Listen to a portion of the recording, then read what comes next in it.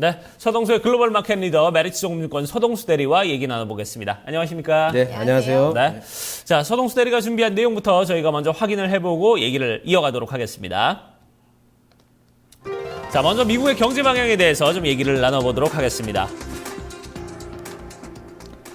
예, 저희가 앞서 지금 어지 앵커와 좀 얘기를 나눴는데 이틀 동안 좀 지지부진했던 뉴욕 증시가 이제 다시 좀 반등을 하는 모습을 보여줬습니다만 폭은 크지 않았고 최근에 좀 경제 지표들 여러 가지 좀 발표되는 게 이번 주에 계속 안 좋은 소식들이 좀 많이 나오고 있거든요. 특히나 좀 그동안 믿어왔던 고용 부분도 좀 불안하다 이런 얘기도 들리고 있고 어떻습니까?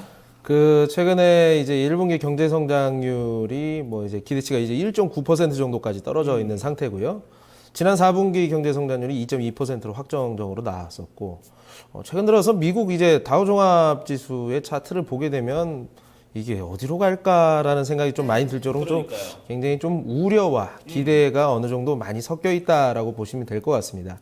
뭐 날씨랑 강달러로 인해서 기업들의 이익들이 좀 훼손되는 모습들을 보여주면서 좀 실망감을 또 많이 주기도 했습니다만, 또 최근 들어서 뭐 그래도 옐런이 주장하고 있는 이제 고용 데이터 관련해서는 좀 좋아지는 모습들을 좀 보여주고 있다는 측면에서는 약간 판단을 내리기가 쉽사리 내리기는 쉽지는 않는 상황입니다.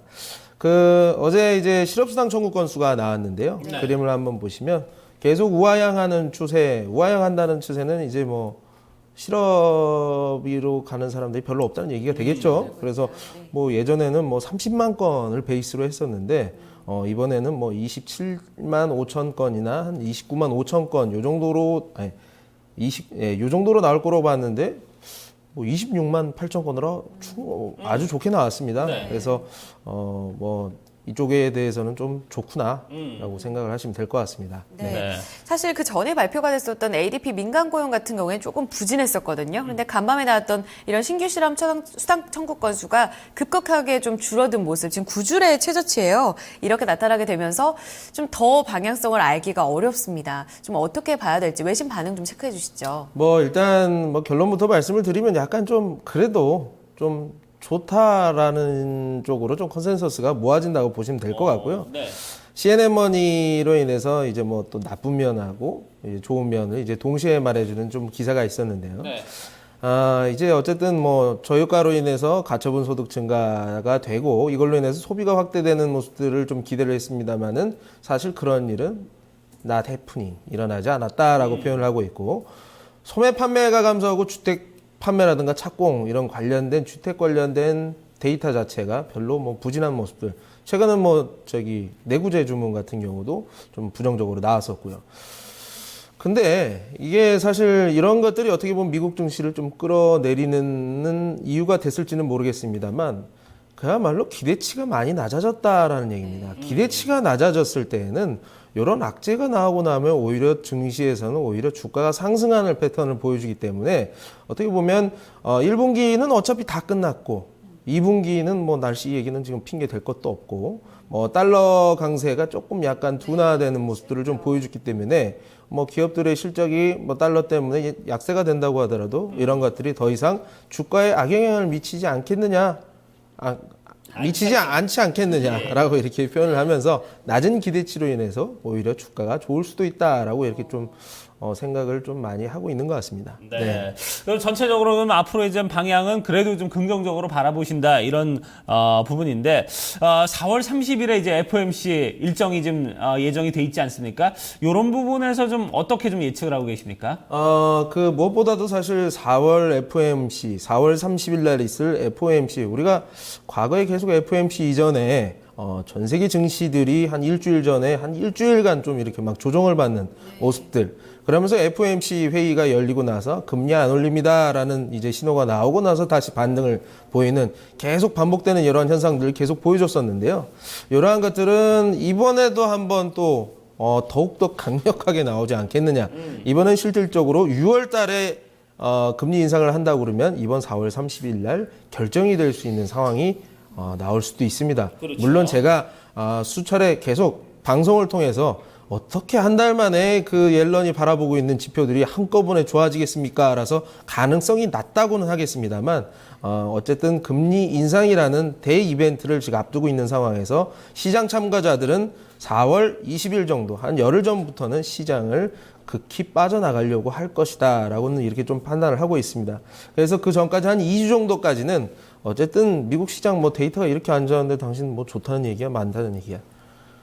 그냥 평범하게 그 주식시장은 어느 정도 계속 버팀목으로, 미국 시장이 버팀목으로 버티면서 세계 주식시장은 한 2주 정도는 평온하지 않겠느냐. 그 다음부터 이제 FOMC가 시작이 되는 한 열흘 전부터는 공포감이 조성이 될 가능성이 있다라고 정리를 해드리겠습니다. 네, 앞으로 단기적인 방향성에 대해서는 큰 움직임은 없을 것으로 봤습니다. 완만한 상승 흐름 혹은 횡보 흐름이 될 수 있을 것이라는 가능성이 나오고 있고요. 대체로 가장 큰 이벤트죠. 역시나 이번 4월 말에 자리하고 있는 FOMC 전후로는 크게 흔들릴 수 있다는 점, 큰 그림을 가져가 보시면서 전략에 좀 참고해 보시길 바라겠습니다. 네. 다음 이슈로 넘어갑니다. 네, 다음 이슈는 이란 핵 협상 타결에 대해서 좀 얘기를 나눠보도록 하겠습니다.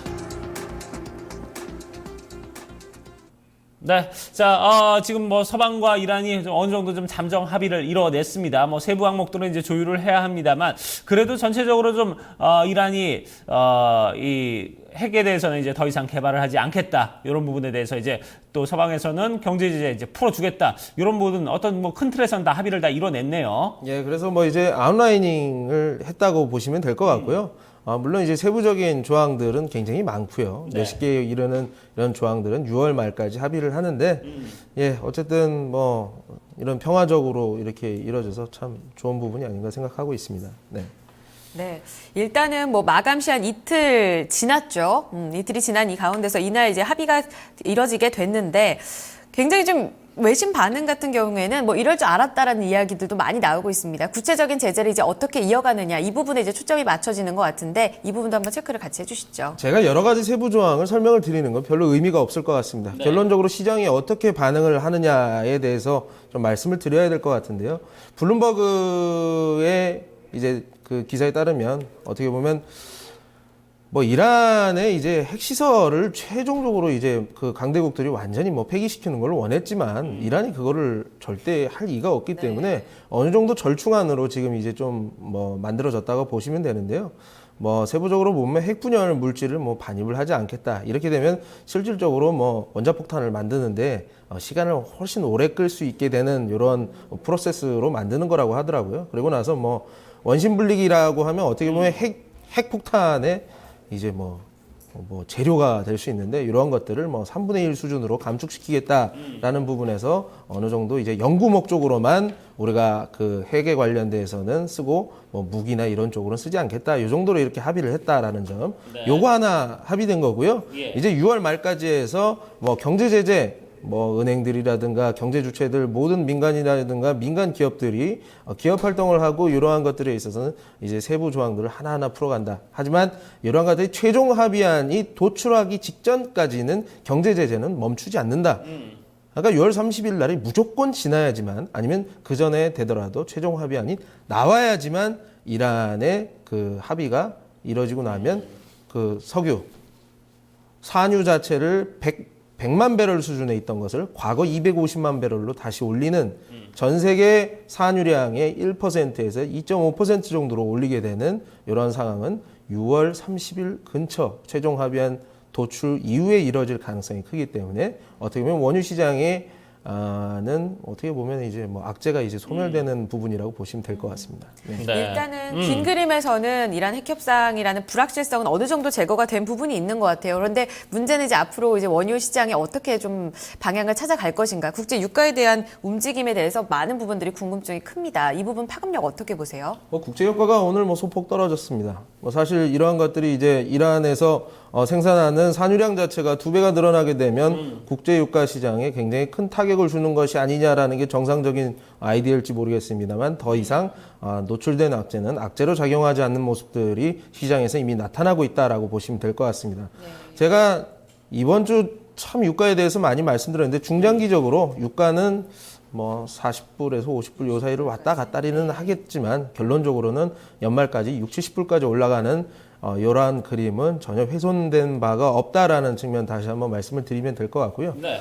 그리고 이거는 약간 좀 뭐 정치적인 부분이 될 수도 있겠습니다만 미국이 항상 칼을 들이대고 상대방의 피를 봐야지만 자기네들의 국부가 유지가 되는 이러한 것들을 보다가 중국이 요즘에 평화의 수호자로 나서고 있지 않습니까? 그렇죠. 러시아가 막 뭐 크림반도에서 뭔가 무력 분쟁을 일으킨다거나 아니면은 뭐 베네수엘라 대통령이 이제 돈이 필요해서 차관을 들리로 도다녔을 때도 큰 통으로 이렇게 돈을 빌려주고 하는 모습들, 그러니까 뭔가 갈등을 이렇게 줄여가는 모습들이 미국에서 어느 정도 좀 견제가 필요하지 않겠느냐. 오바마 대통령 자기 자신도 아무것도 해온 게 없다라는 뭐 이런 정치권의 반발로 인해서 이러한 뭐 인기 몰이식 평화협상이라든가 이런 것들이 쿠바, 이란에 이어서 만약에 북한에서도 이루어질 수 있다고 한다면 이런 것은 한국 시장에 대한 디밸류에이션을 한번 우리가 한번 다시 리밸류에이션을 한번 생각해 볼 수 있는 부분들인데 너무 좀 넘어가는 얘기일 수도 있을 것 같고요. 네. 한국 건설 시장, 특히나 우리 건설업계가 이제 해외에서 페트로캠이라고 해가지고 석유화학 그 공정을 만들어내는 이런 시설물들을 우리가 아주 잘 만드는데요. 그렇죠. 유가가 떨어지면서 많이 고통을 받았었죠.